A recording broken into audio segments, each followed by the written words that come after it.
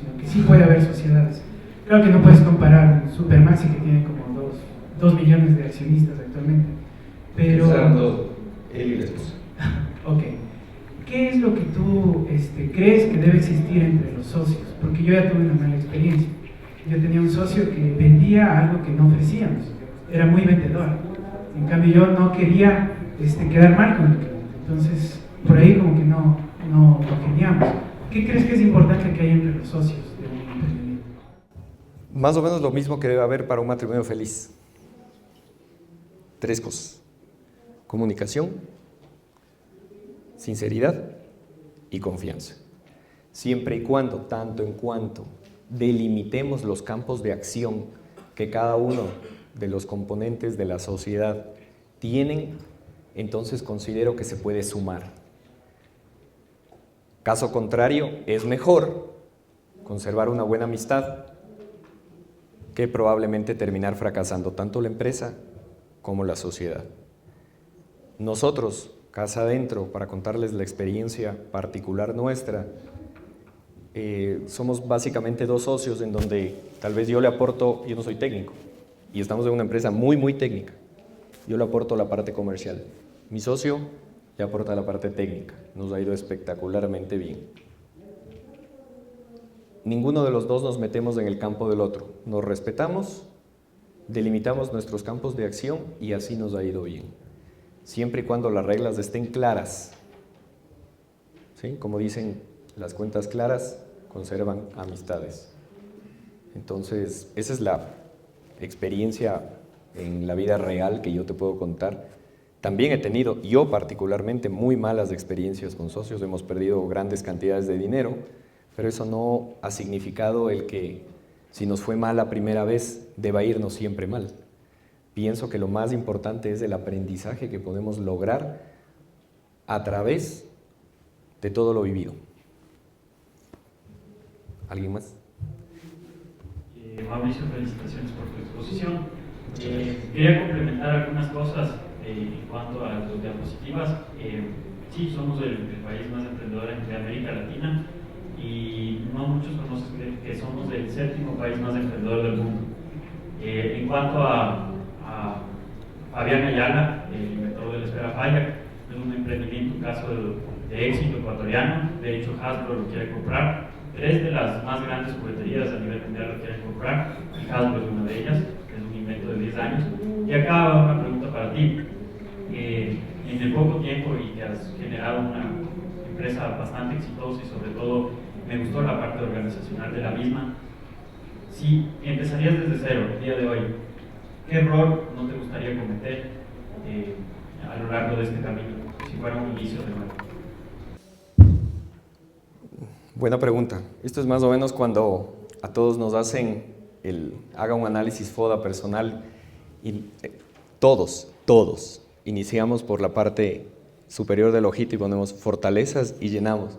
Y luego ponemos debilidades y nos quedamos pensando y no nos sale ninguna. Somos perfectos.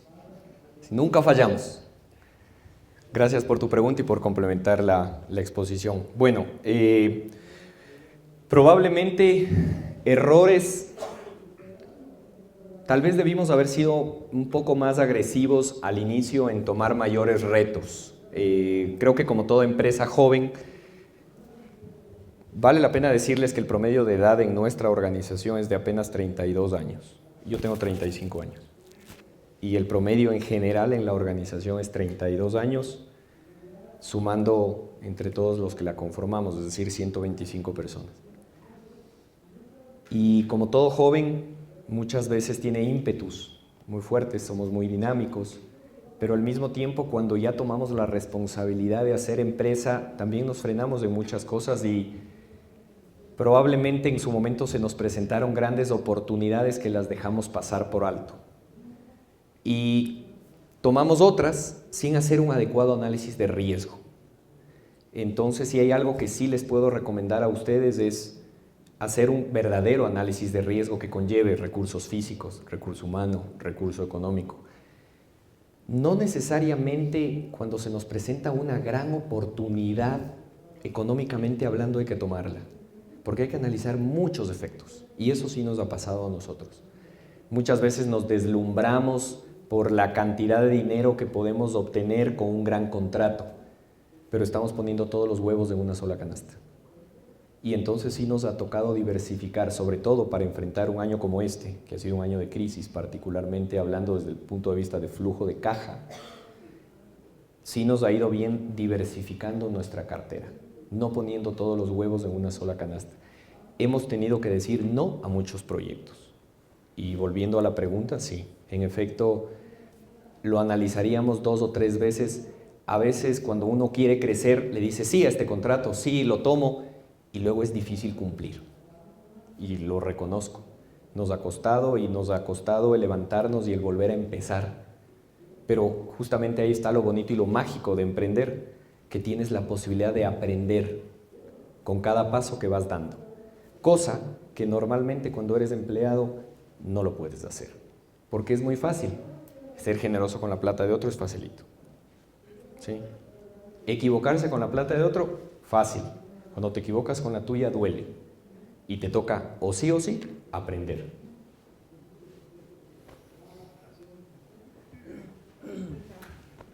Yo tengo una pregunta en cuanto a... Y en la práctica, por ejemplo, ¿cómo es un día de un trabajador en tu empresa? O sea, por ejemplo, llega y marca el biométrico, es como uniforme, o más bien hay mucha más libertad, tiene, no sé, por darte un ejemplo, tiene la libertad de hacer cosas desde su casa. O sea, ¿qué cosas en la vida diaria le das para que él se sienta bien, se sienta feliz? A ver, empiezo por responderte que el biométrico es realmente un adorno. Más que nada sirve para evitar que los empleados tengan llave, porque abre la puerta. No llevamos un registro realmente de horas, porque tampoco pagamos horas extras. No, mentira. Cumplimos la legislación. Pero en general, sí les quería decir que un día típico es el trabajador nuestro, el día de su cumpleaños tiene el día libre, se lo puede tomar, no hay ningún problema. No tenemos atadura ninguna respecto a los horarios, si bien es cierto, tenemos establecido un horario de trabajo. Nosotros manejamos lo que se denomina el Balance Scorecard, que es un tema por objetivos, es un cuadro de mando integral en donde lo que hacemos es cada departamento pues promulga sus indicadores que son aprobados por el resto de la organización y en virtud de los cuales se les va midiendo a las personas. Es decir, aquí no tenemos una remuneración que va en escalas porque asistes o no asistes tantos días a la semana. Tenemos actividades que se nos han venido a la mente y no es que han surgido metodologías que las hemos copiado, sino que tenemos el Día de la Familia Pauerón, que un día nos surgió porque resultaba que la mayoría de esposas veían que sus maridos no llegaban. Y entonces decían, ¿dónde trabajan? O sea, ¿qué tipo de empresa es esta? Porque les era complicado saber que en la industria petrolera no se duerme, se trabaja 24 horas al día, aunque ustedes no lo crean. Y hay que contestar el teléfono a las 3 de la mañana. Entonces, para que lo entiendan, decidimos hacer el Día de la Familia Pauerón. Invitamos a todas las familias, hijos, esposas, a que cuenten sus penas. Y entonces, doña María le contaba a doña Carmen, ¿tu esposo tampoco llega? No, no llega. Ah, entonces no me está mintiendo. No, el mío tampoco. Y se le unía a la conversación el otro. Y resultaba que entonces entendían la organización en la cual sus esposos trabajaban. ¿Sí?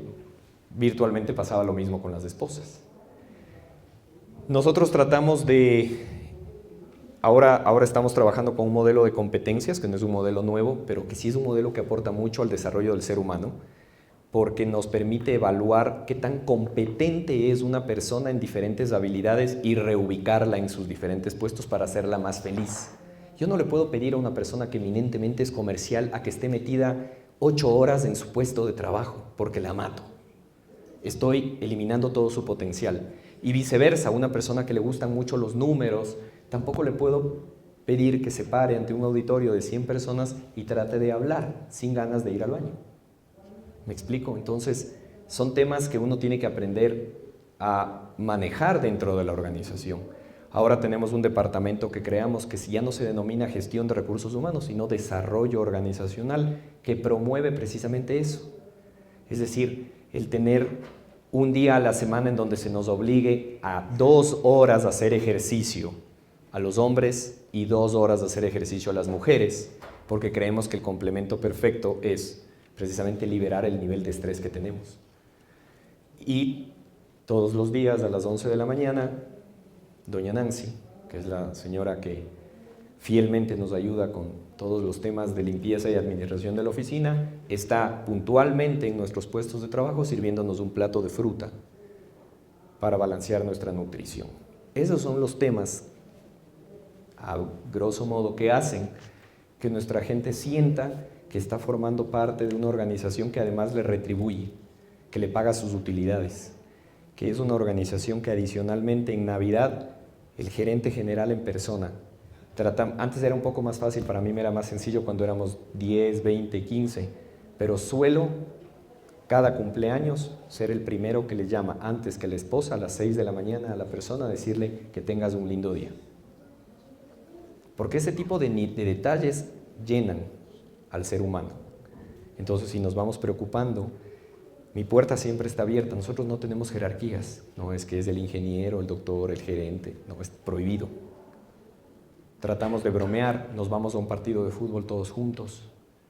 Cuando tenemos que gastarnos un almuerzo fuera, nos vamos todos, tanto las personas que trabajamos en Quito como las personas que trabajamos en campo.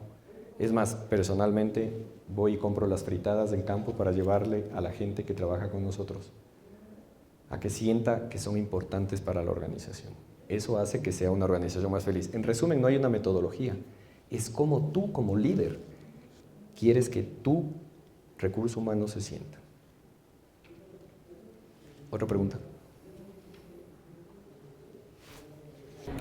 Buenas tardes, quería hacerle 3 preguntas. La primera es si usted está de acuerdo en que ser emprendedor en el país es jugar de visitante en mala cancha, contra todas las posibilidades de ganar, o si es que eso en realidad se da a nivel general en el mundo.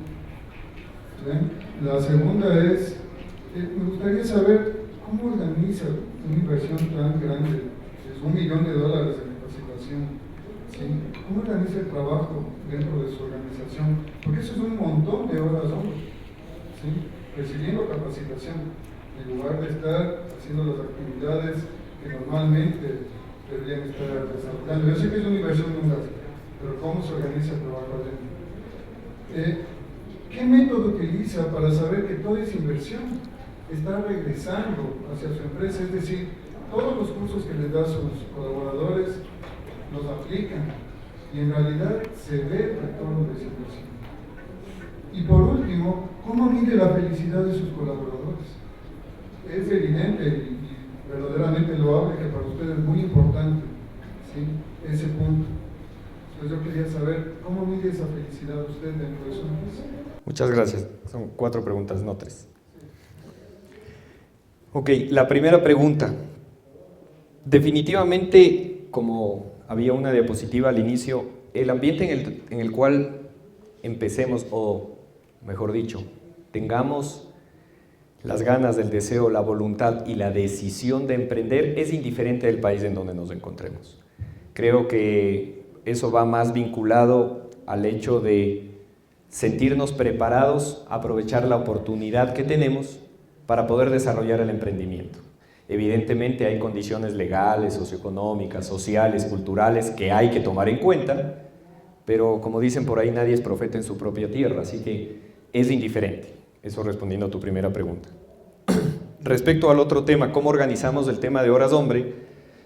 Pues tenemos un gran gerente de desarrollo organizacional que lo que hacemos es al inicio de todos los años en la planificación corporativa anual, que este año tuvimos la suerte de poder hacer en la playa, para que todos se sientan relajados, y a veces hay que hacer este tipo de gastos, deducibles por cierto, pero que conllevan un tema de felicidad, y luego voy a contestar tu última pregunta. Pero realmente respecto al tema de horas hombre, se nos ha facilitado porque nosotros tenemos en campo, que es donde más capacitación damos por el tema técnico, horarios de trabajo que normalmente oscilan en 14 días en campo, 7 días de descanso. Entonces lo que hacemos es alternar la gente que está de descanso y luego se le compensa en sus vacaciones o asimismo se llevan los cursos de capacitación a los turnos de trabajo. Entonces, tratamos de lograr armonizar los horarios de trabajo de la gente de campo con las capacitaciones de las empresas con las cuales son aliados nuestros o los proveedores que nos dan, y no, evidentemente no se carga todo en un mes o dos, se lo carga a lo largo de 12 meses de trabajo en el año. ¿Por qué se gasta tanto? Porque los cursos, vale la pena decirlo, tampoco son económicos. Es decir, las herramientas con las cuales debemos contar, que no solamente es el tema de la capacitación, sino muchas veces el hardware o el software que tenemos que utilizar, también es costoso. Pero siempre se puede armonizar y organizar el tema de esas horas hombre. Contestando tu tercera pregunta, por supuesto que vale la pena. Te voy a poner un ejemplo. Tú me decías cómo evaluamos la eficacia al final del día. Entiendas, eficacia, en mi cabeza, suma de eficiencia, ¿sí? Y eficacia para mí es el lograr el objetivo. La eficiencia es hacerlo de la manera más adecuada con el menor recurso posible. Pero yendo a eficacia, que es el cumplimiento del objetivo, ¿cómo lo medimos? Precisamente con el tema de la evaluación de competencias que estamos haciendo. Tenemos una escala que mide matricialmente el tipo de técnico que tenemos o el cargo en el cual estás desempeñándote y las competencias que tienes que alcanzar en base a la capacitación. Es decir, no a todo el mundo le damos servicio al cliente, el curso de servicio al cliente. ¿Me explico?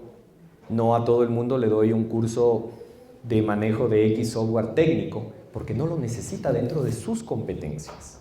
Entonces, de esa manera estoy siendo eficiente en el uso del recurso dinero para la capacitación y eficaz al momento de alcanzar el objetivo, porque lo mido en el alcance de la competencia que tiene que desarrollar. ¿Cómo lo mido? Nosotros, para mí un curso que puede costarle a una persona, no sé, $2,000 a la semana, está pagado el momento en que evita una falla cuya multa diaria asciende a más de $5,000. ¿Me explico? Entonces, sí tenemos métricas. Y en los staffs gerenciales que tenemos una vez a la semana, en donde más o menos tratamos de concatenar las ideas, justamente el otro día conversábamos con Carlos, que es mi socio, y decíamos qué tan importante para nosotros es desarrollar el recurso técnico, porque nuestra empresa, nuestro cliente realmente valora eso. Recordemos que estamos en una industria como la petrolera, donde el pozo no se puede apagar nunca. Entonces, lo más importante es confiabilidad. Para yo darle confiabilidad, la gente que está manejando esos equipos tiene que ser lo suficientemente capaz de atender cualquier necesidad a cualquier hora del día. ¿Cómo lo logra? Sintiéndose completamente capacitada, ¿sí? Y tenemos un aprendizaje también que lo denominamos hands-on, que es que aquella gente que tiene mayores destrezas normalmente está en los equipos de trabajo con la gente que tiene menores destrezas y tratamos de hacer un acompañamiento práctico, ¿sí? ¿Cómo mido la felicidad? Atendiendo a tu cuarta pregunta, este año estamos haciendo una encuesta con la franquicia internacional de Great Place to Work, ¿sí? Que aun cuando no mide la felicidad, porque si vamos a los índices de felicidad que normalmente estamos acostumbrados a leer, que se miden en la India, en países como Nueva Zelanda, como Suiza, ustedes debieron haber visto la última encuesta mundial en donde veíamos que países como Noruega, Suiza, Nueva Zelanda son los más felices del mundo.